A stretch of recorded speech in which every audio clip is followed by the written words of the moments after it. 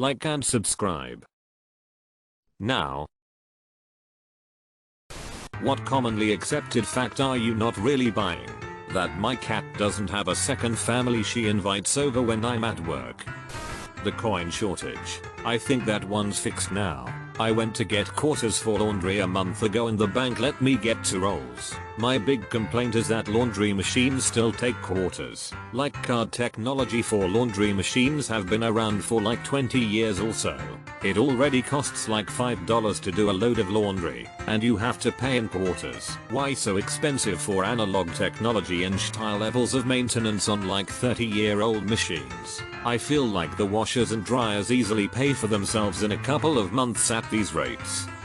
That there's any good reason, unless you're into printing photos, to purchase an inkjet printer, for example, instead of a laser printer. What a subpar product. Nevertheless, folks seem to gravitate to it. Dropped $500 on a Solid Brother laser printer and haven't regretted it at all. I've gone through one toner cartridge after like 3,000 pages. I spent $300 on a Brother laser printer back around 2010. 10 years and an entire college career later, it has still never given me a single issue. I keep hoping for it to die so I can upgrade to a color one, but I think this printer might outlive me. I bought an inkjet because it had a scanner. Barely used the printer because every time I went to use it, the black ink had dried. Color was perfectly fine, but even though I unclogged it several times, every attempt at printing failed. I bought a used Samsung SCX 4200 laser. I sometimes have to press the paper tray inward, but hey, I can actually print with it. That I'll understand when I'm older. Well, I'm older and still don't understand anything. You'll understand when you're dead. That vinegar does half the the internet tells me it does. Dude, I had a nasty plantar wart on bottom of my foot. Tried all the major products, shaved it down, changed socks regularly, and after like a year of dealing with it finally came across vinegar from a post on Reddit no less. Hasn't been back since. I said the exact same thing you did too. Like, how TF is this about to work? Effing life, man. No bullshit. I had this strange wart-like thing on my knee that would not go away and bugged the shit out of me when I kneeled on it. A little cotton ball soaked in apple cider vinegar and taped over it with first aid tape for a few weeks and it turned black. Fell out of my skin and never returned. Print the suspicious claim and soak in vinegar. If bullsh, it will disappear. Up until probably like the 1940s, I'd guess. Vinegar was the best multipurpose cleaning antiseptic that humans have had easy access to. It's good There is someone for everyone. Statistically true, realistically false. That person must be very busy. Your call is very important to us. Our wait times are higher than usual. It should be. Our wait times are high as usual. The average person falls asleep in 7 minutes. Surely there are enough people with insomnia to skew this heavily. My husband falls asleep in seconds, minutes. I can toss and turn for hours. I often get out of bed in frustration and go do something.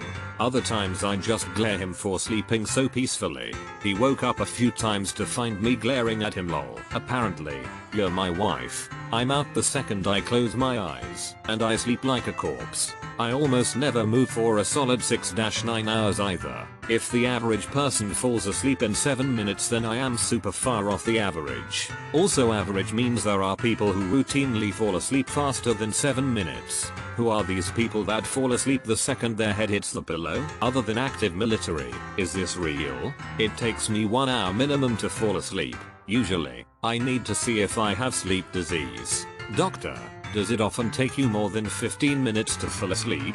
Me. 15 minutes? That's impossible. 2 years on meds and it still takes me an hour or so once I go to bed. Everyone says they are doing my mom, but I don't see her around many people other than my dad. Do you see your mom doing your dad? Why would you expect to see her doing everyone else too? Vincent van Gogh committed suicide. This isn't a weird conspiracy thing. I don't think he was assassinated, but a lot of the actual evidence points to him covering up for a local troublemaker kid who accidentally shot him with a pistol he got for his birthday. Rather than get the kid in trouble, he buttoned up his shirt and walked home, and literally told his brother when he got there and they noticed the blood, "I shot myself and I'm going to die, don't look into it," which is actually really sweet. It's possible he simply saw it as a way to both cover for the boy and take advantage of the situation to commit suicide. So the ole portno los dos angle. I see.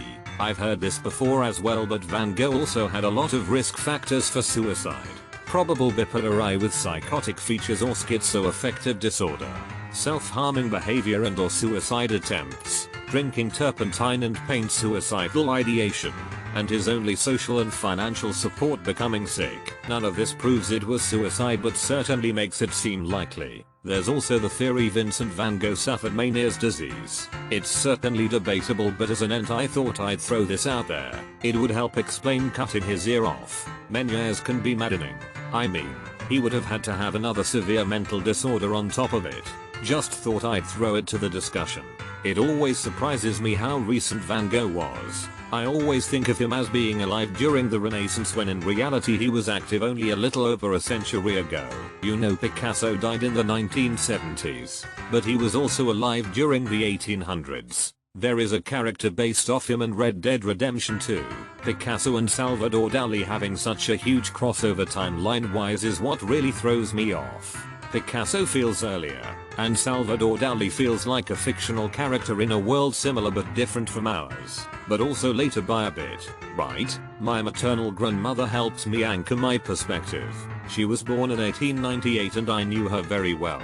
I had more of a relationship with her than I did with either of my parents. She lived well into my teenage years, taught me to drive, encouraged my music, helped me a lot with my 1970s amateur radio and home computer hobbies. In order for me to think of anything as history, it basically has to be old enough that my grandmother wouldn't remember it. As for Van Gogh, he shares something with Dali that's hard to explain. I think I know what a Van Gogh painting, or a Dali, looks like. And then one day you round a corner in a museum and bam, you're in the room with something relatively mundane like a haystack, or hallucinogenic toreador, and you're totally unprepared for it, and there's no way I could possibly explain this. That award shows highlight the greatest achievements of the year. Here, have a free award. This comment is your greatest achievement of the year. I'm in the military and saw a guy get an Navy Achievement Award for making his guys stay late to fix a truck. They spent more time smoking and showing each other memes than actually working on the truck. I don't believe any Reddit content from active users is ever truly deleted from its system, even if we no longer can see it, and this may even be the case for inactive users regarding their content which we no longer can see. I mean, quick Google searches will constantly bring up archived Reddit threads from the early 2010s. I didn't even know it even claimed to flush data. I just treat the site like any other social media. I'm talking about situations in which the Reddit content gets apparently deleted or removed by some user, so it's no longer visible in the latest version of the thread, archived or not. Money doesn't bring you happiness. Well, lack of money sure as shit doesn't either. Money is like health. Having it is no guarantee for happiness. Not having it almost certainly makes you unhappy. There was actually a study I heard about a while back showing that money does not increase happiness above a certain amount, though I tend to lean towards Daniel Tosh's philosophy about it. They say money can't buy happiness, but it can buy a jet ski. And have you ever seen a sad person on a jet ski? There was a comic I saw that basically went, you don't need money to be happy. Okay, what should I do to be happy? Go to therapy, spend time outside instead of at work, go on a holiday, have a spa day. You know all those things cost money, right? That the moment you stop looking for love is when you find it. I've paused my search many a time and just got lonelier. I think that saying is meant to mean that if you stop searching for love and instead focus on your own happiness, you're more likely to attract someone. People are a lot more attractive when they are healthy, whatever that means for them, happy and content with themselves. That bullies are bullying others because these bullies are not confident enough. Well, not according to studies. Actually, they found them to be more confident. Yep. And then there's the thought that bullies don't do well in adult life. They actually tend to be very successful because they are confident enough to get their way. Can also confirm I got a scholarship to a fancy school and one of the popular girls was actually a complete B to me and bullied me, and I'm a guy. She grew up to be a doctor and is married. I sometimes see her social media and still wonder how the F she had so much luck in her life and the fact she even married. A few years ago I ran into her and she was just as horrible. We were 27 then. Our society places high value on a lot of traits that bullies tend to have, so it's not surprising at all. Yep. When I was doing my masters in education, that was a big topic to debunk with future teachers. Bullies are not lacking in confidence and are often overconfident and narcissistic. The focus of why we talked about it was that we shouldn't focus solely on trying to understand why the bully is acting out, since they often aren't damaged, and we should instead focus more attention on the bullied. There are always exceptions to the rule, but too often bullies get even more of the attention they want and the bullied get pushed to the side as if they are so resilient it won't have lasting effects. Yeah, I got bullied in high school, and from what I could tell the bullies mostly came from privileged upbringings and loving families. Even if you could convince me that my bullies were actually suffering from self-worth issues, what's that supposed to do for me? Does it matter to me if the person tormenting me every day is well adjusted or not? He's certainly getting no pity from me. Can confirm. I was one of the poorer kids from a pretty broken and messed up family. My grandmother raised me and had to pay to put me in a private school because my biological mother had tried to kidnap me too many times. My parents were heavy into drugs and my mother had warrants for her arrest. Likely she wanted me to get welfare money to fuel bad habits. In a hoe, the rest of the kids in that school came from very rich and well-networked families. Like, one of the kids ended up becoming a senior manager at a major TV network at an unusually young age. I regularly got bullied by most of them because I was weird, but the worst bullies were super confident jerks. The worst went to karate lessons on the weekend, so he knew how to hurt people and he didn't hesitate to use that knowledge on me. And of course he never got in trouble, but the few times I defended myself I went straight to the principal's office. It would be interesting to see where they all are nowadays. Obviously we didn't really stay in touch. My bully, who, among other things, started an IANA group with one name on a Joe list, hint, it was my name, is a successful lawyer. So yeah, confidence isn't the issue here. Fish don't feel pain from fishing. In Japan, octopus sashimi is sometimes served by cutting off the arm of a live octopus, serving the arm, and then returning the limb-lacking octopus to its tank to be sliced up again later. They claim that they don't feel pain, so it's okay. But that just doesn't sit well with me at all. Octopuses do feel pain and they remember it. They are also extremely smart. Octopus actually have pretty advanced nervous systems. Also, their arms are part of their brains technically. Trust me, that chefing hurts them. In my county, Greece, there is a common saying: when we invented democracy, Western Europe still climbed, lived on trees, therefore were primitive, without actually having done enough research. My anthro and history readings give me a hunch that's wildly untrue. Just respond that Egypt was writing poetry when Greece was gnawing on raw meat. Sniffing raw meat maybe? Wow, I didn't think a comment made in passing would get this much attention. I have always seen those username checks out comments and seized the opportunity when I saw it. Thank you to everyone for the upvotes and the award. Remember, you miss 100% of the shots you don't take. Wayne Gretzky, Michael Scott, raw meat. I think it says more about how the Greeks think of themselves, regardless of the truth of the statement. Magnets. How do they work? And do they know things? What do they know? Let's find out. Hi, physicist here. No effing clue. That my work cares about me. We had the best quarter we ever had, followed shortly by, we have no money for bonuses this year. We're all one big family until sorry, but business is business. My last job I was incredibly tight with the owner. We'd go camping, hang out outside of work, etc. Normally I'm very skeptical of people claiming the company is a big family, etc. My boss never said it was a family. I felt that our relationship was starting to transcend into a solid adult friendship. Then, one night my family thought I was having a stroke. Ambulance ride, the whole 9 yards. My boss cancelled my insurance the next day because I wasn't able to work to pay my half the premiums. I ended up being medically out for 2 weeks before the DR gave the all clear to go back to work. That's all it took to tear down years of the relationship we had, whatever it was. 2 weeks. 2 weeks was enough for him to completely toss me out like old trash. It wasn't even 2 weeks of paid leave. He ended up ghosting and then avoiding me when I tried to make contact. Never once even got an inquiry into how my health is doing.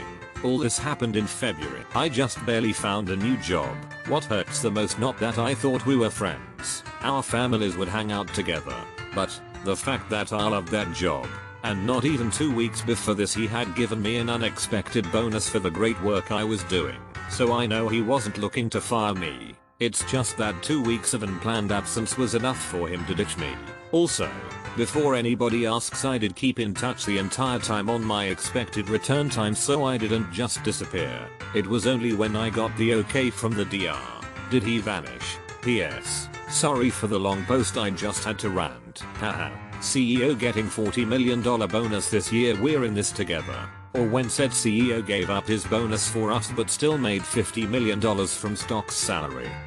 There is this thing I read somewhere where it was said that men think about sex every 10 seconds or something like that. I don't believe it. That's absurd. I don't even have a coherent thought every minute, much less every 10 seconds. Same my dude. Same. I don't even know how one would measure that. 1.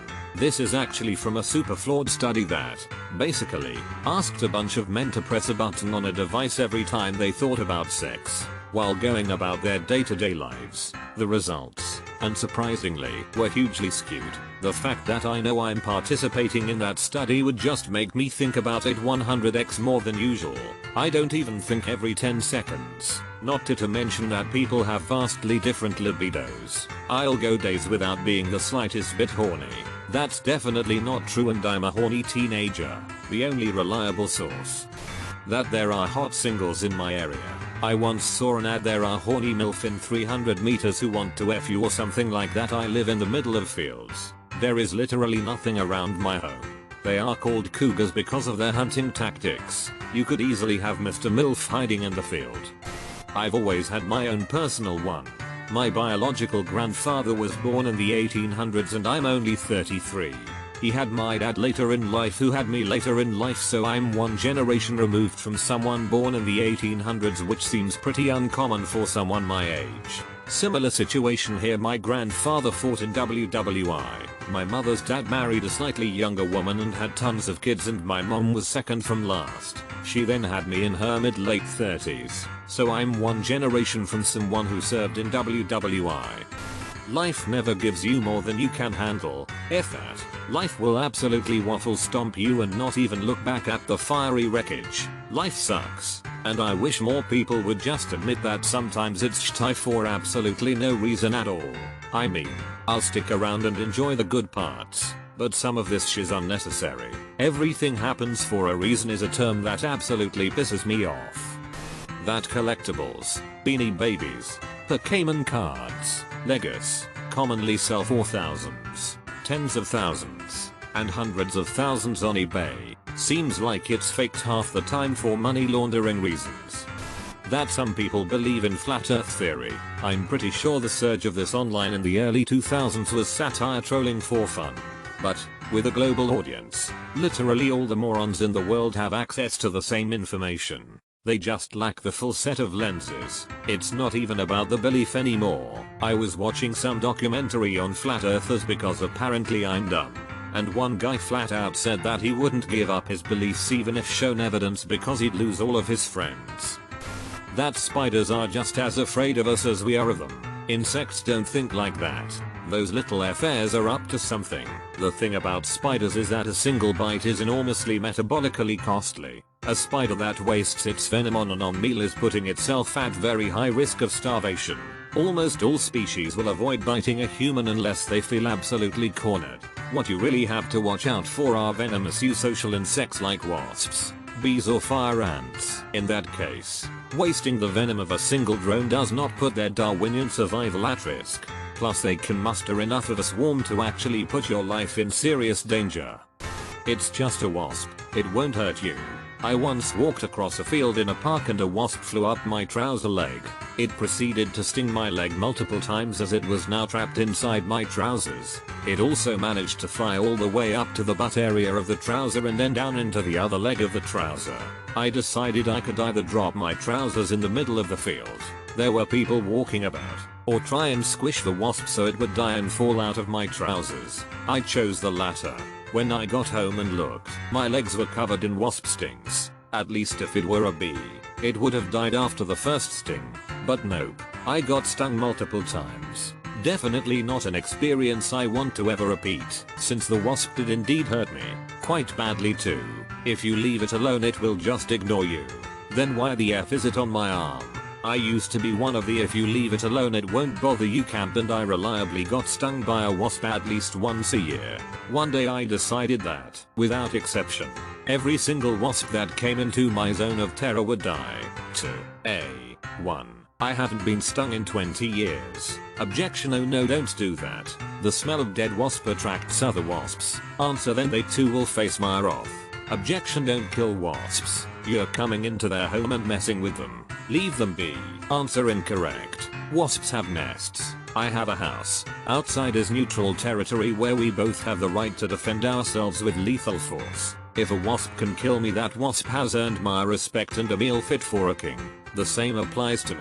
Objection: dude, you're being really weird chasing wasps. You're kinda ruining the vibe of the party. Answer: silence, wasp sympathizing communist. You are next. Also, do not dispose of the wasp carcass. Leave it out in the open as a warning to other wasps. People swallow X number of spiders while they sleep over the course of their lifetime. This claims makes no sense if you think about it. When and where and was this observed and recorded? Why would spiders be walking over your face at night? These animals spin webs to catch insects in. And most of all, who doesn't wake up in a panic if something crawls over your face, into your mouth and down your throat? It is fake. Fun fact: it started out as a way of showing how easily misinformation spreads. Once you pop, you can't stop. Not quite a lie. Pringles are pretty addictive. I lost everything, was up to 8, even 9 tubes a day, living under the bridge at the edge of town. Nowadays I can't even look at a hyperbolic paraboloid without getting that irresistible urge and needing to go to my support group. Stay away, kids. Last thing you want is to find yourself trapped in the cylinder. The idea of giraffes, they just don't seem realistic enough to me. I know they're hiding something. It does seem like a bit of a stretch, a tall tale, if you will. That you should floss after brushing. I think you should floss, break that shut and brush it away. That sitting too close to a TV will make your eyes go bad, but sitting the same amount if not closer to laptop is just fine. That the planets in our solar system can fit between Earth and the moon. It blows my mind and I don't believe it. This one is confusing because anytime you have seen a picture of the planets may have been to scale, with the exception of the sun, compared to each other, but the space in between them sure as hell is not. If the Earth is the size of a ping pong ball, Mars is still a km away. My high school has a model solar system built to scale. The sun was a basketball and only 3 planets were actually inside the school. Jupiter was a rubber ball located a few miles away from the school. There used to be little plaques around town with the balls in them, but people kept stealing them. Reddit, Twitter, FB, etc. Trending topics and organically trending, they are carefully curated to set the direction of various narratives and propaganda. This year is uniquely important. You have keep in contact with toxic family members, longtime friends. Turns out you don't have to, no matter how much family and society pressures you. The way the creator of the pronounces